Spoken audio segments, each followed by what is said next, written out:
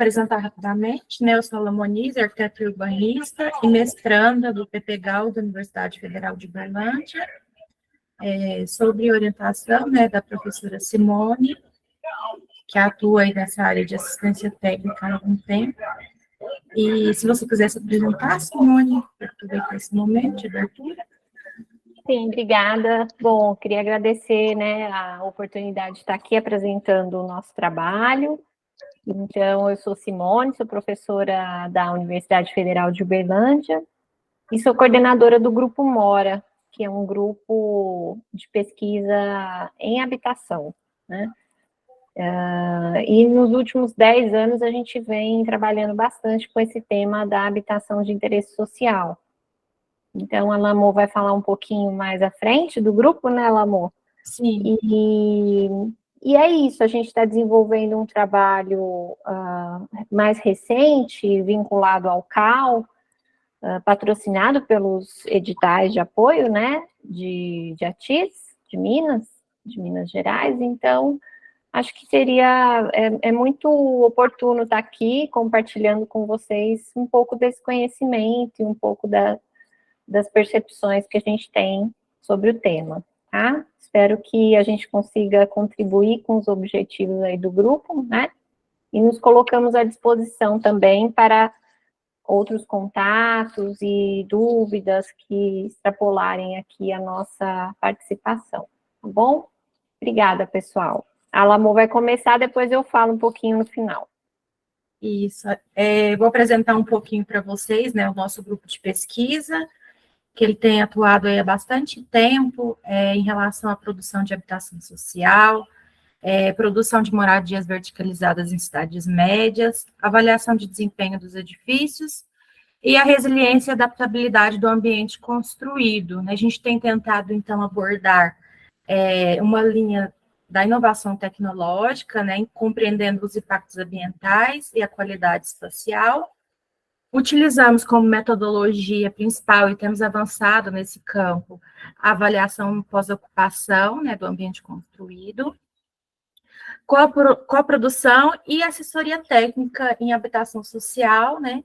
Então, acredito que vai ser muito interessante para podermos discutir aí nesse dia de sábado, né, sobre essa experiência do grupo.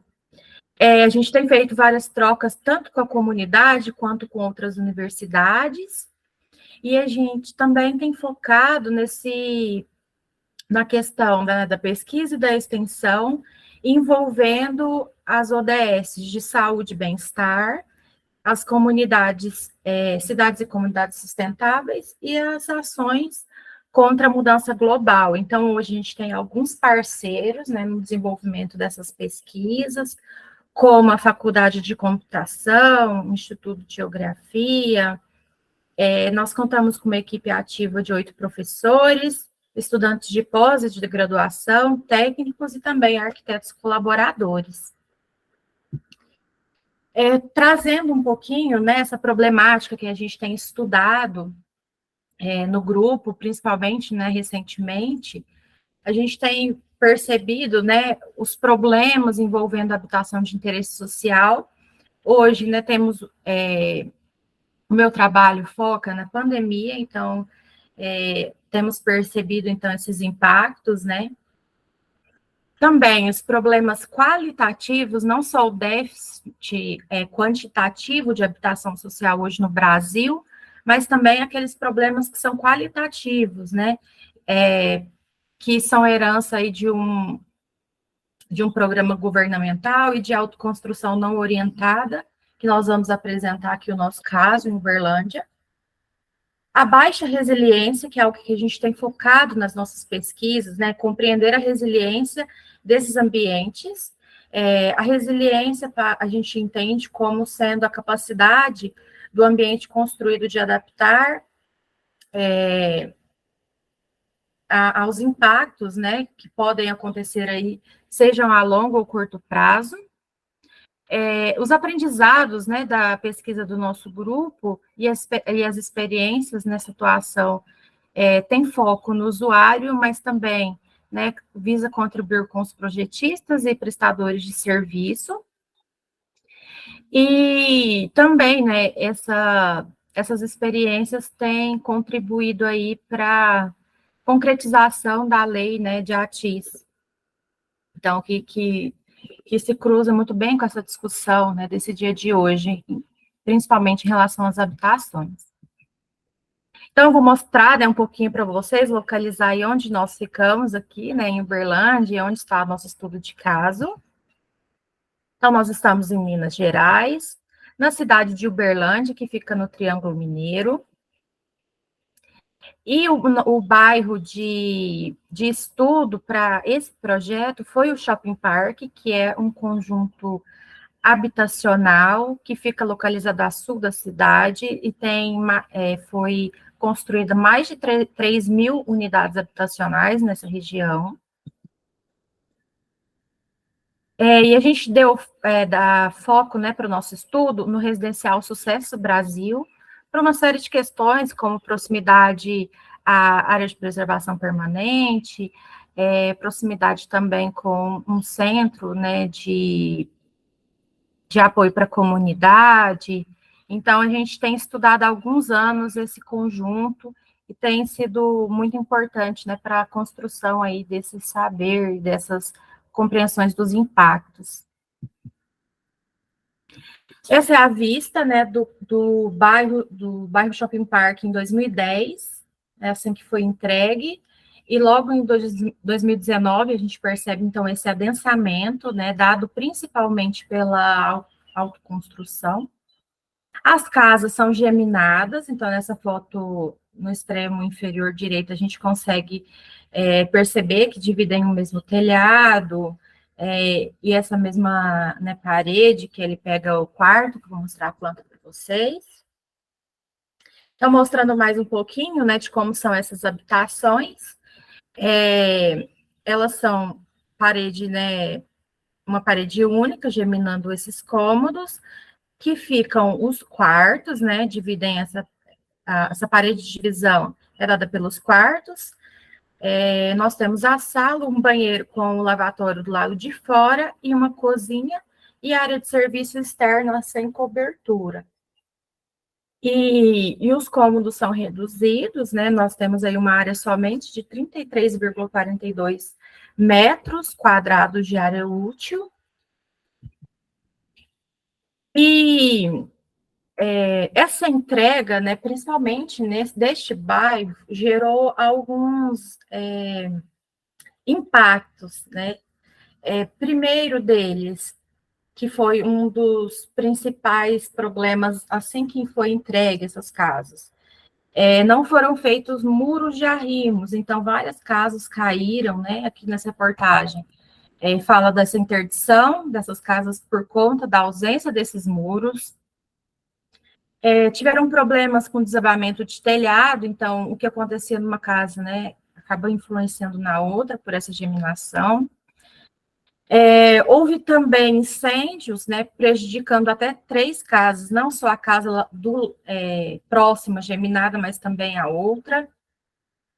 Houve, então, uma mobilização da Caixa e da Prefeitura para poder resolver esses inúmeros problemas, né, para apurar, né, quais foram, e até recortei uma fala, né, de uma dessas reportagens, que fala que o problema não só, né, se relaciona ao fogo, mas houveram problemas com fogo, que caiu, com problemas de esgoto, e até mesmo, né, as casas que foram entregues em área de risco. Então, a gente pode perceber, né, que os vários, né, impactos gerados aí por essa entrega, e também, depois de algum tempo, né, como diz essa última reportagem, casas ampliadas em bairro correm risco de desabar. Então, aquelas casas que foram feitas intervenções, ocorreram em várias delas riscos estruturais. Então, assim, é uma dinâmica que a gente tem estudado e que também é problemática, né, do ponto de vista da segurança das pessoas. E a gente entra um pouquinho, né, nessa relação da segurança no que se diz respeito à saúde, né? Ocorre muito, né, essa questão da obstrução das janelas, como a gente pode ver nessa primeira imagem, as duas janelas estão para uma área que agora é coberta. A gente também percebe muito o problema de cobertura, né? Não há o acabamento de calhos e rufos, então existem várias infiltrações. O mobiliário obstrui as janelas. Então, a gente também tem problema de qualidade espacial, né? Para circulação nesses ambientes.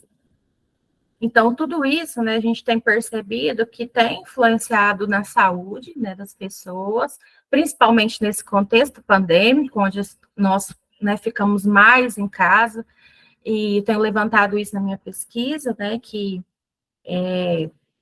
o fato de estar mais em casa, esses problemas acabam se intensificando, não que eles não existissem antes, né, mas as pessoas estão mais nesse ambiente. Então, aqui, né, a gente está ilustrando um pouco dessa questão das coberturas, né, de ampliação, que tem alguns problemas, que geram infiltração, ambientes demasiadamente escuros, trazendo muito mofo para esses ambientes, os mobiliários que ocupam muito espaço, né, e atrapalham essa circulação, e até mesmo a abertura dessas janelas. Aqui também a gente percebe, né, a carência de acabamento, os ambientes pouco iluminados, pouco ventilados, a ausência de iluminação natural, né, essa cozinha extremamente escura e era de dia quando a gente visitou essa casa.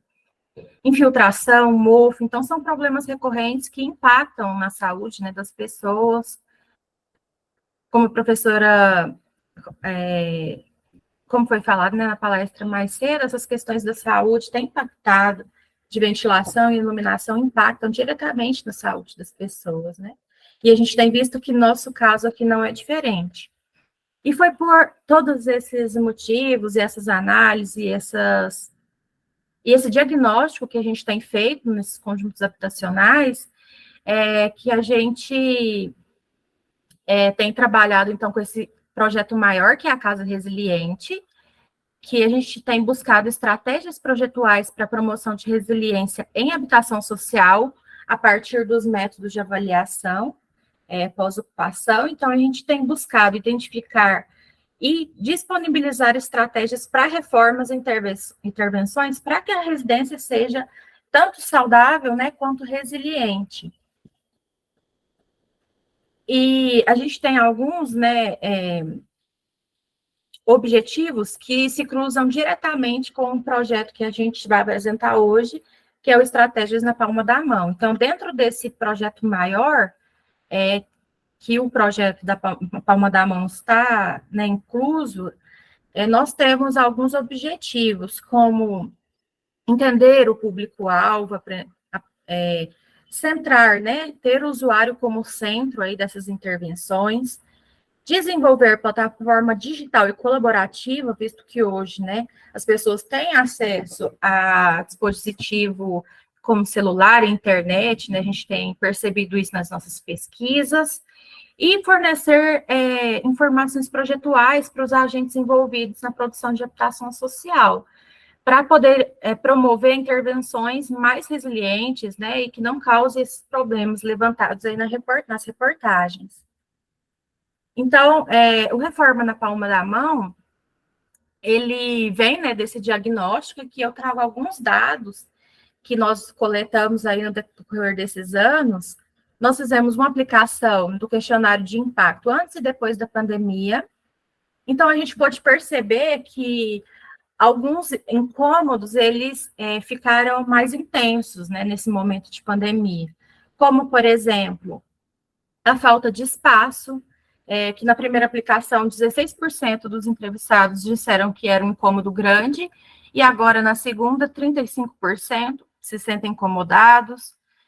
Outras questões, como dimensão reduzida dos quartos, cozinha, sala, quartos insuficientes, dificuldade de trocar mobiliário, dificuldade de circular, enfim, todos esses impactos que geram incômodo nos usuários aumentaram durante a pandemia, e isto reforça, né, essa questão de precisar de intervenções aí para abrigar mais pessoas em casa, enfim, para poder desenvolver uma atividade de trabalho, e esses impactos, né, esses incômodos passaram a incomodar, esses impactos passaram a incomodar mais as pessoas, e o que acontece, né, as intervenções, e muitas vezes essas intervenções, elas são feitas de modo, né, sem planejamento, o que intensifica esses problemas. Então, nós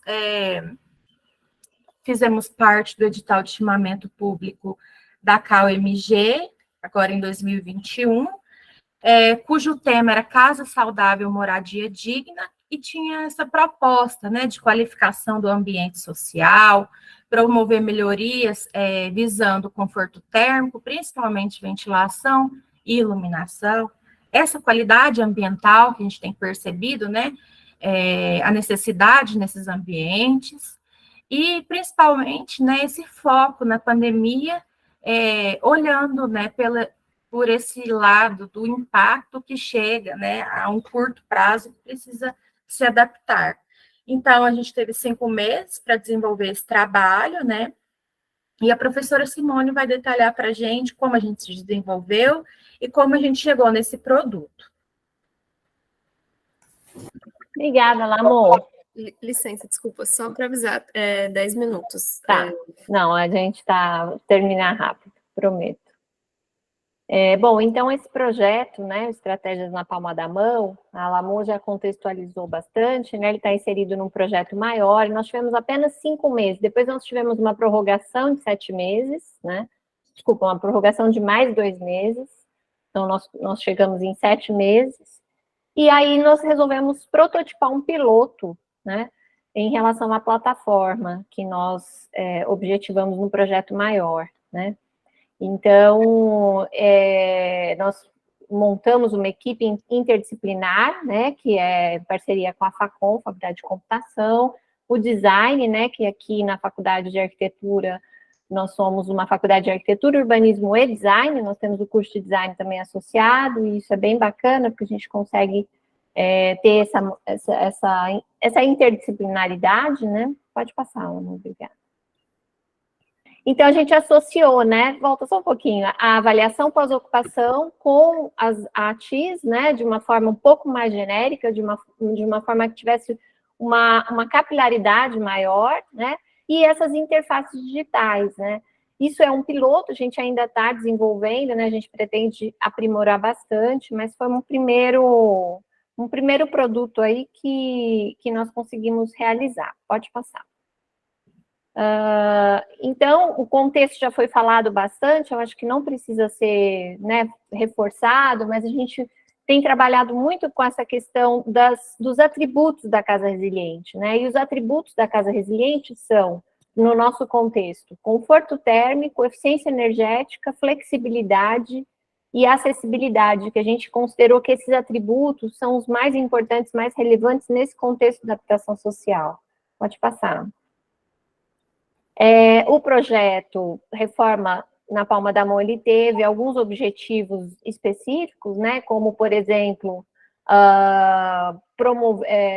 desenvolver o aplicativo e cartilhas digitais, desenvolver a estratégia para orientação focado na questão do ATIS, né, e no caso, a gente queria também trabalhar não só com o usuário, com o morador, fornecendo as informações para o usuário, mas também para o arquiteto, porque a gente fez vários estudos verificando uma necessidade de uma ampliação mesmo de informações, principalmente em relação a esses impactos, esses problemas que são bastante recorrentes da produção de habitação de interesse social dessa faixa, né, que é a faixa 1, e a gente percebia que não existia, ou são poucos os materiais que falam do projeto em si, que trabalham essa questão das estratégias projetuais. Nós temos muito material em relação a possibilidades metodológicas para desenvolvimento de ATIS, mas não para informações já direto para o projeto, né? Pode passar. Então, nós tivemos etapas de trabalho. Primeiro, nós aplicamos um questionário específico, depois nós fizemos a elaboração do material orientativo, que foi a plataforma em si, fizemos um teste com a mesma comunidade que foi avaliada no questionário, e depois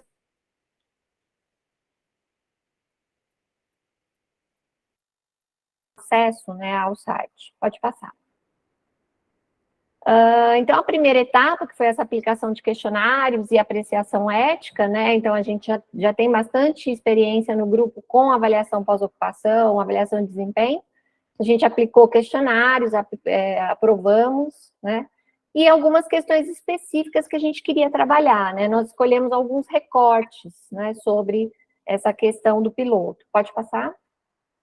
Na etapa 2, nós aplicamos o instrumento, né, fomos em loco, fizemos a aplicação, pode passar. Os resultados já foram apresentados aqui, né, mas principalmente focando na questão do conforto e da funcionalidade, né. Então, nós optamos, né, como eram muitos problemas, nós optamos em estabelecer alguns recortes para começar esse piloto, e foram esses 2 recortes. Pode passar? Começamos o desenvolvimento do material orientativo, que é a própria plataforma, né? Nós tivemos com foco na questão do UI e UX design, então nós tivemos todo um cuidado também de verificar como comunicar, né? Que é algo também complicado, né? Não é só identificar os problemas, mas como fazer, como passar essa informação dentro dos objetivos que nós tínhamos. Pode passar? E aí, chegamos a essa interface, que é uma interface web, depois vocês podem acessar, né, navegar. Nós vamos colocar aqui o QR Code no final. Mas nós trabalhamos principalmente com esses problemas, né? Então, são os problemas do telhado, que eram mais frequentes, a questão do estudo e trabalho em espaço pequeno, problemas com umidade, a questão de refrescar a casa, né? Porque a questão do aquecimento térmico, principalmente o interior da casa, é muito ruim. A ventilação e iluminação e o isolamento de pessoas com Covid, porque realmente foi um problema, né, fazer isso dentro desse contexto tão complicado. Pode passar. Então, esses foram os problemas. Pode passar de novo, amor, que eu falei já. Aí, cada problema desse foi detalhado, né? Então, dentro dos problemas dos telhados, a gente foi detalhando quais eram os principais, goteiras, infiltrações, e assim por diante em todos os itens. Pode passar? Lógico que aqui a gente começou a trabalhar com a questão da frequência mesmo, que a gente verificava, né, depois de tanto tempo trabalhando lá no bairro, quais eram os problemas mais frequentes. E o que era possível também da gente formatar dentro de um produto desse, né? Cada item desse foi detalhado em o que verificar, o que fazer, o que vou precisar, quais cuidados tomar, quanto vou gastar e quem contratar. Então, esse detalhamento da informação, né, ele foi feito em todos os itens. Pode passar? Aqui é a interface inicial, então você faz um cadastro, né, e isso é importante para a gente, porque a gente também tem um banco de dados de informações que a gente vai juntando, vai coletando, né, para trabalhar com as pesquisas também. É uma conta gratuita, óbvio, né, e aí a pessoa se cadastra, e depois que ela se cadastrar, ela pode acessar várias vezes sem precisar se cadastrar novamente. Pode passar? Então, é um banco de dados, de informações, e, ao mesmo tempo, é um canal de comunicação também. Então, tem essa possibilidade também de ser um lugar de avaliação, né? E aí, nós trabalhamos a questão da interface, todos os desenhos foram desenhados pela equipe, todas as fotos são de autoria nossa, porque hoje em dia tem todo um cuidado, né, com a questão da divulgação, o que divulgar. Então, nós tivemos um cuidado muito grande em relação à apresentação desse material. Pode passar? Os textos também são textos mais curtos, mais objetivos. Na medida que o morador vai passando, sempre há a possibilidade dele se aprofundar naquele assunto, que aí, no caso, seria o arquiteto que vai usar mais, e não somente o usuário. Então, a gente trabalhou com 2 níveis de informação. um primeiro nível, que é usuário, e um segundo nível, que é a informação já mais para o arquiteto, com as normas, né, com a indicação de todas as normas que estão referentes àquele assunto, cartilhas, enfim, mais informações, né. E também nós fizemos como fomos patrocinados pelo CAL, né, nós fizemos uma conexão direta ao Ache um Arquiteto, e atualmente eu participei de várias reuniões com o CAL depois da finalização desse produto, que a intenção, agora o CAL já está se estruturando, inclusive o CAL BR, a partir da motivação desse produto, a partir da motivação do CAL MG, está organizando a sistematização desse Ache um Arquiteto para classificar a TIS também. Então, as pessoas terem acesso, né, os moradores terem acesso a quem está trabalhando com a TIS, que hoje também é difícil, é pulverizada essa informação dentro do CAL. Então, eles também estão agora se organizando, e a intenção é que esse botão, Ache um Arquiteto, no caso aqui, seja direto para que as pessoas trabalhem em ATIS, né? E outra possibilidade também, né, que nós estamos verificando agora, que o produto está pronto, semi-pronto, né, quer dizer, é um piloto ainda, mas a ideia seria fazer uma parceria com a prefeitura. Aqui, infelizmente, a prefeitura de Uberlândia ainda não tem sistematizado a questão do ATIS, né, mas a ideia é que aconteça isso e a gente também possa ter convênios, enfim, um apoio da prefeitura aqui para conseguir fazer com que as pessoas tenham acesso à informação. Uma questão importantíssima de falar aqui é que todas as estratégias oferecidas, elas são ofertadas no limite em que aquele morador pode fazer sozinho, o que ele não pode fazer, né? A gente alerta, então isso é muito importante também, porque a maioria dos moradores não sabem que não podem construir determinadas coisas sem acompanhamento técnico, ou mesmo que necessitam de aprovação junto à prefeitura, por exemplo. Então, a gente faz esse alerta sempre que possível com esse botãozinho, Ache um Arquiteto, que é necessário contratar, né, um profissional para isso, né? Pode passar. Então, o instrumento também funciona como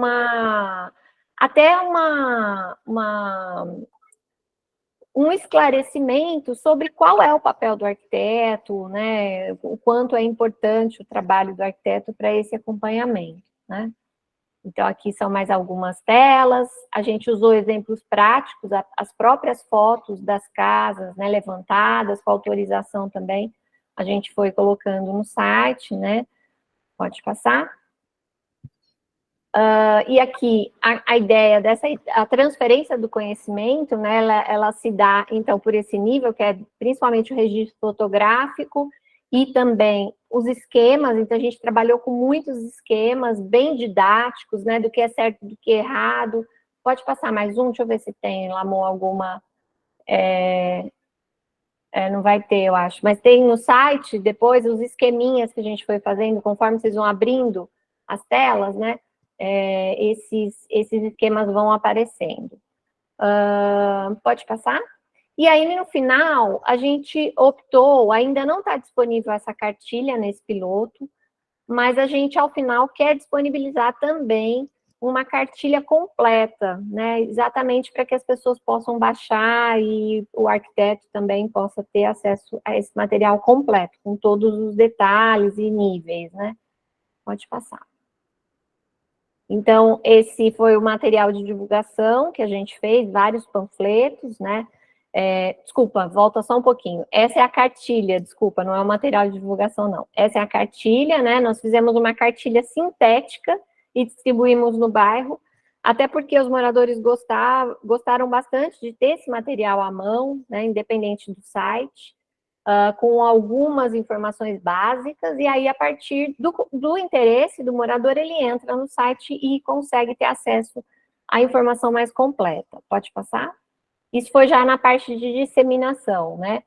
Então, toda a interface gráfica foi especialmente desenhada para isso, com essa questão de cores, né, identificação dos ícones. Então, foi um trabalho realizado pela Faculdade de Design, né? Pode passar.